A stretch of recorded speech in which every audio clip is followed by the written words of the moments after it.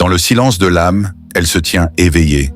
Ses yeux, calmes, ne cherchent pas l'attention, ne réclament pas l'admiration, mais disent qu'elle sait.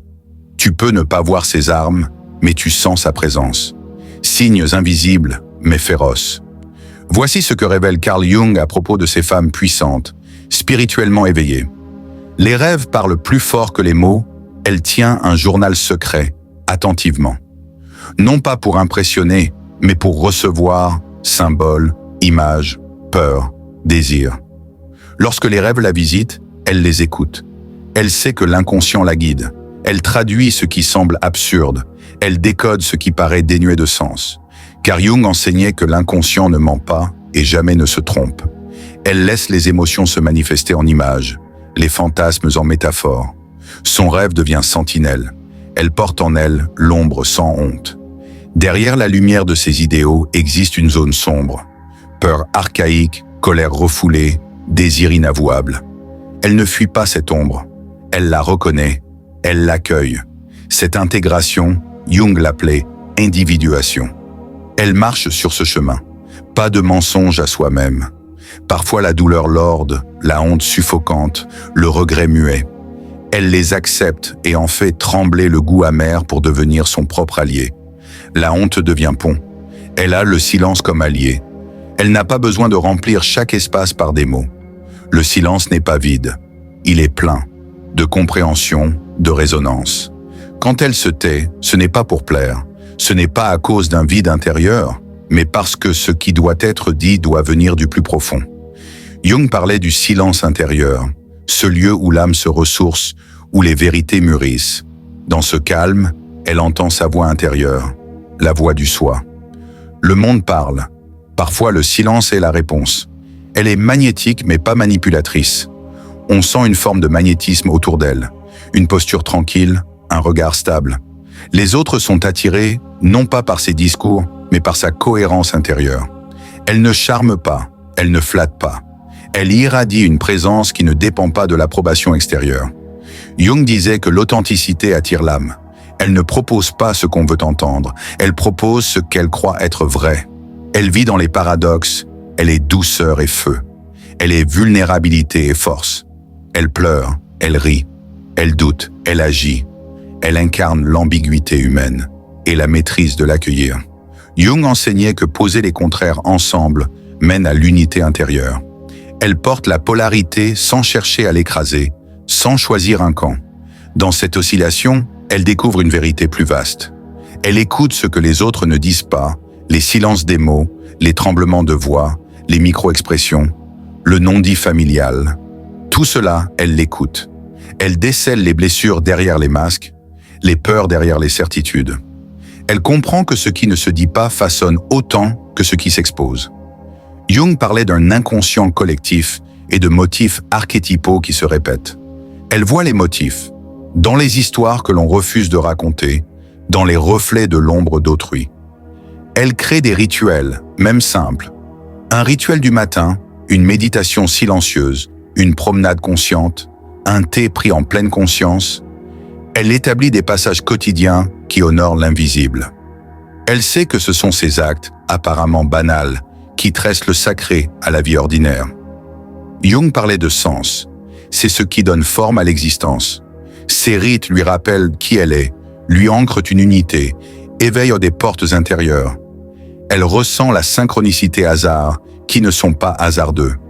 Rencontres mystérieuses, coïncidences troublantes, motifs qui se répètent, elle les remarque.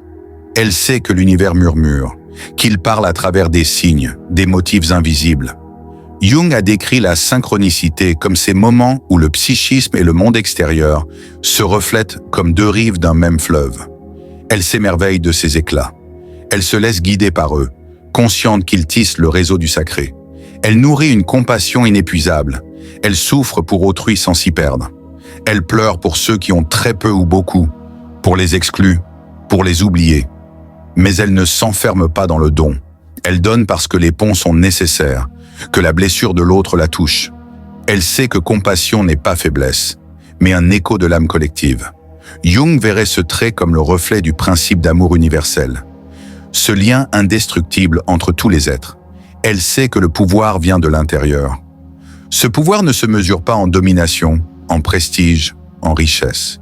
Il se mesure en paix, en paroles vraies, en alignement.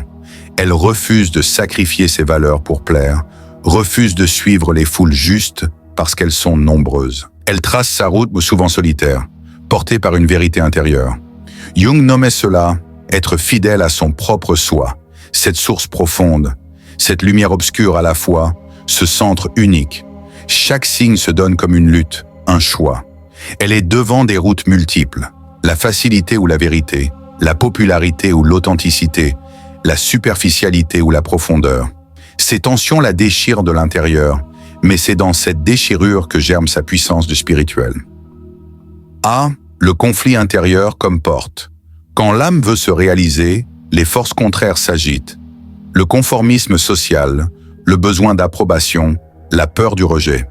Elle ressent une tension entre ce qu'on attend d'elle et ce qu'elle sent juste pour elle. Ce conflit fait mal. Il la réveille la nuit, dérange ses certitudes, fait vaciller ses certitudes. Mais elle comprend, peu à peu, que ce conflit est un rite initiatique. Elle choisit de ne pas trahir son essence au profit de la complaisance. Elle apprend à marcher droit, même si le sol tremble. B. La solitude comme allié.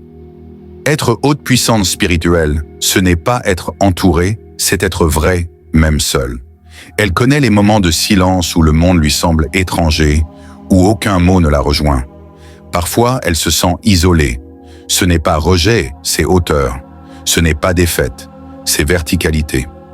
Dans cette solitude, elle explore l'abîme, descend en elle-même, rejoint ses racines, ses blessures, ses visions.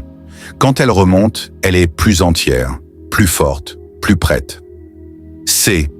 L'humilité enracinée. Bien que consciente de son pouvoir, elle ne s'érige pas en juge. Elle ne craint pas de dire « je ne sais pas ». Elle garde les pieds sur la terre quand ses yeux touchent les étoiles. Jung parlait de grandiosité intérieure, non pas de vanité. Elle sait qu'elle est un fragment, non le tout, qu'elle porte une part immense et des limites précises.